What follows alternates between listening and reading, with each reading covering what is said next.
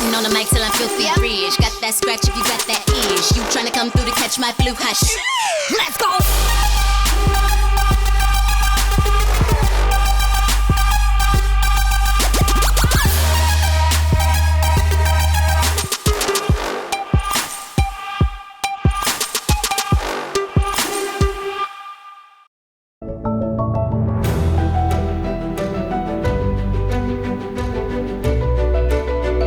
Today, I'm talking to my friend Genesis, who was the first woman to be named Houston's best rapper by the Houston Press. But rapping is just one of her many talents. Genesis Blue, PhD in psychotherapy. So I'm a psychotherapist, a licensed professional counselor, and I've been doing that for a very long time as well. A lot of people ask me to choose, but I really love both of those things. But I also love music because you're able to touch people that may not be right in front of you, right? I was born this way. I was born to slay. I'm equal but not the same. Don't you ever throw shade. Self-proclaimed raptivist? Yeah. What is a raptivist? A raptivist is just like it sounds, somebody who raps, who happens to also be an activist. Okay. And so, yeah, I rap, but I also care very much about my community and the things that happen. No, I feel that because, like, for me, some of the best messages I've ever gotten are through a song. Because music is the soundtrack to life. What's amazing about Genesis is that she is merging her passion with her rap character and putting them together. I think there's a real power to that. There's a real truth to that. And I think that that speaks to the city. You know, when we talk about being true and real, she took those two, and that's the living embodiment of that. After talking with Genesis, she invited me to the rooftop of Houston's Sunset Coffee Building to perform alongside her and Patric Johnston, a singer-songwriter who has his own unique take on rap music. He's gonna bless us with some soulful sounds. Patric Johnston, let's give it up.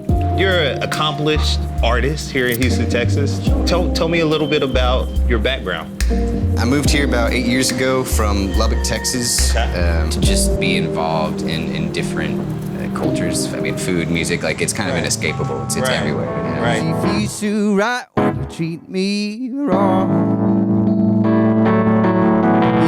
Growing up, I listened to a lot of church music. That's how I kind of started playing. There's not a whole lot of people that will let a junior high kid play guitar in front of people. Right. So yeah. Is that how you would kind of classify your music that you make now? No, I mean definitely more singer-songwriter. You were just a heartbeat sitting in the racks. A lot of hip-hop influence, kind of the samples and the beats. Yeah. How did rap music influence you?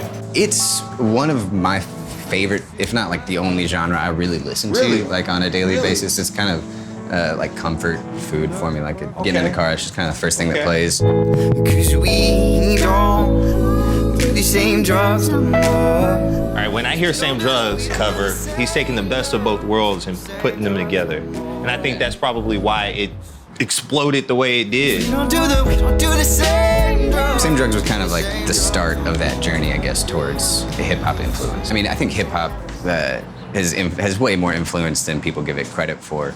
So it was kind of a natural trend for me, I guess. Right. By way of Fort Worth, we got a Houston native that I'm really excited to see. Y'all give it up for Lou Charles. I remember H.L. Summers riding with that AC low, whipping Matthew Pontiac, the image just to meet some. That was around the time I set my sights on trying to seize the glow. Even if we're in different genres, we could tell that we both appreciated what each other did. When I was listening to his music, I could hear, oh, those are hip hop drums behind that. Oh, that's a sample right there. Oh, I could tell that he actually appreciates that art. My mom played piano in the First Baptist Church. I remember being really, really little, and she let me lay under the piano, and so that the sound would come over me. And I knew from a very young age that that's how I became me, is through music and through sound, and how I worship, it's how I think, it's how I party, it's how I do everything. This is Don Caldwell Studios. Is on the corner of Texas Avenue and 18th. You can't talk about Texas music and not talk about this place. History was made in this building. There's a reason a musician picks a studio, and there's a reason that studios become famous, and that's because of the sound that comes from that studio. Don Caldwell is the heartbeat behind all of it, and he's the reason that they sound the way they sound. I'm so excited that we're here and we're talking. So tell me what has gone down here and who's been in these microphones and what kind of music has come out of these speakers? Well, we started in '71. We did the music of Joe Ely and Terry Allen, the Maines Brothers, the Flatlanders, and so all of that stuff that came through Lubbock in the '70s, pretty much everybody recorded with us. It's always been, it's about the music and not particularly slanted toward a particular market or anything like that. It's let's just capture what this artist is doing. I think that's part of why we have this West Texas sound is because you did that in the 70s and 80s. So what would you say is the West Texas sound? I think for one thing, there's not any preconceived notion of what it's going to be before you record it. And for some reason, that whole freedom of expression brings about a power and an energy to the music, going all the way back to Buddy Holly. Buddy was a creator of rock and roll. He captured, rockabilly and rock and roll, and even the old 40s sound. He was really an influencer to this day. Anytime someone from West Texas gets a big hit out nationally, it changes the face of the whole marketing thing because nobody knows what to do. No one knew what to do with Waylon. And Waylon went in and put this even eighth note thing out there, and all of a sudden it's no longer kind of swing feeling, it's even eighth feel, and Waylon's out there killing it. Let's just go all the way to the Dixie Chicks. There were no female vocal groups in country music at the time they signed the Dixie Chicks. Within 2 years, there was a female vocal group on every record label in Nashville. It just changed the whole face of things. Why Lubbock? What do you think is so special about Lubbock, Texas? Artistic people could survive in West Texas. This whole flat terrain with not much natural beauty. I mean, it's beautiful, but in a different way. But it took a creative spirit to live in this flat terrain and build your own art. I love that. An artist can survive here. Have you recorded a lot before? So I'm working on my second album right now. Cool. And I'm Outlaw Female of the Year this year. Yeah, but I'm not even sure what outlaw means. Like, I'm a Christian single with a cat. Like, I'm not sure what qualifies me as an outlaw. Well, that makes you an outlaw. I guess it does. You know what? That's what it is. That is. The tables have turned, That's Don. it. It's turned totally. Yeah, so it's considered outlaw country, but I think the song I'm gonna do today, I think we're gonna reach into just a little bit of roots and songwriter type song today. Okay. Yeah. All right, let's hear it. Okay. Probably need a tune, but I'm not gonna worry about it. Don't worry about it. Well, if you're looking for love, go out and see the world. So when Don hears my voice, he picks the specific mic from the 80s, really vintage microphones, and when we listen back, man, I felt like my voice sounded really cool. It was really open and deep. Very good. Okay. You want to come listen? Yeah, I'll be right there. I can't wait to hear it. We're monitoring. I really like the sound of your voice with that mic. I'm a bad. Yeah, that's real round. I mean, it's just a good match. When I was singing that song, I was trying to envision Terry Allen and Joe Ely, and they're singing some of these songs that have just completely shaped me as a songwriter and shaped Texas music. And just to be in there singing in that studio and feeling their presence, that was pretty major. 'Cause I'm a bad romantic at 2:15. Sounds so cool. What an amazing microphone. Thank you so much for having me here and letting me play that song. I love your singing. I made a new friend, didn't I? Hey, I love it.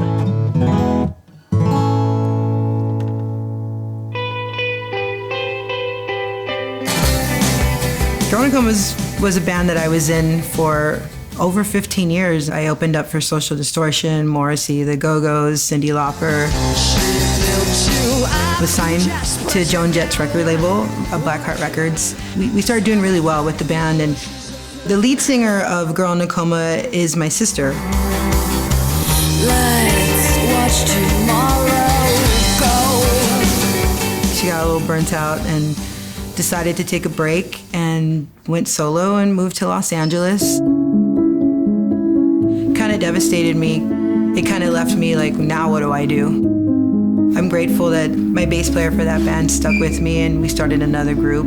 We chose the name Fea. It's a Spanish word for ugly girl, and we wanted to take a word and make it positive. Because being in an all-female band with Girl in a Coma, a lot of industry people came in and they wanted us to change our look. And especially being females, we couldn't have the out-of-bed look. We had to look a certain way. They asked us to lose weight. They asked us to be more feminine.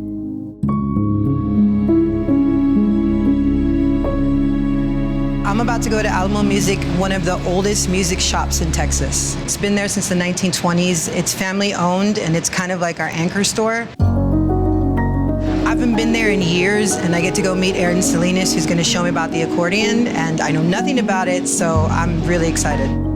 I've seen it, it's part of my culture, but I really know nothing about it. There's a lot more to it than people, I think, see. Yeah. So from me, playing 16 years, I'm barely scratching the surface of it. So you have buttons, and then you have your left hand, which pulls the air in and out. Yeah. And then on the inside, you have the reeds, which produces the sounds. Essentially, if you were to take a harmonica, you were to take 3 of them and just stick them on the inside, that's all you have. It's just pretty much 3 harmonicas. There's all the treble notes. On this side, you have all the bass and the rhythm. Yeah. And as the air passes through, you have the different sounds that are produced, right? So in each note, it's something different. The air blows through the reeds just like a harmonica and produces the sound. This is part of our history. Why do you think we've adopted this instrument in particular? So looking back at the history of San Antonio, you see an influx of European immigrants coming through Texas in the early 1900s. Along with them, they brought their instrument, which was the accordion. Prior to the accordion coming, we had our norteño music. Instead of the accordion, they'd use the violin, for example. One big rhythm that we actually pull from European influence is the polka. Right. And a lot of people don't realize that. They think it's a Mexican rhythm when really it's a European rhythm. A lot of Tejano music and stuff, I hear the polka influence. Tejano and conjunto and all kinds of that music. It's really the American melting pot, and this is no exception. There's a lot of bands in town I'm noticing that are kind of trying to incorporate our roots. Do you think it's making a comeback? I think the accordion has always been there, it just hasn't been recognized. Right. So now you see a lot of younger people coming in, picking it up, and they grew up with it, and now they're at a point in their lives where they want to incorporate it into what they're doing. So I've never messed with the accordion, and I kind of want to try it. There you go. Let's keep this on here. Let's give it a shot, see. Try going down to the other lower buttons. Well, that sounds horrible, but at least I can say I tried it. So I'm definitely gonna stay with drums, but thank you for letting me. Going through the journey and meeting musicians that I am and learning about new instruments, it gives me a whole new respect. And staying with drums, but total respect. I'm about to meet legendary Max Baca and his nephew Josh. The accordion is the Tex, and the Bajo 6 was the Mex. That's right. Every DJ was coming in and wanting to sell me screwed CDs. Or they would come in and they'd have these logos around their neck, like I'm from Boss Hog Outlaws. Right. I'm selling my stuff. Yeah. We're not going to get arrested for this. This is totally legal. Inside your studio.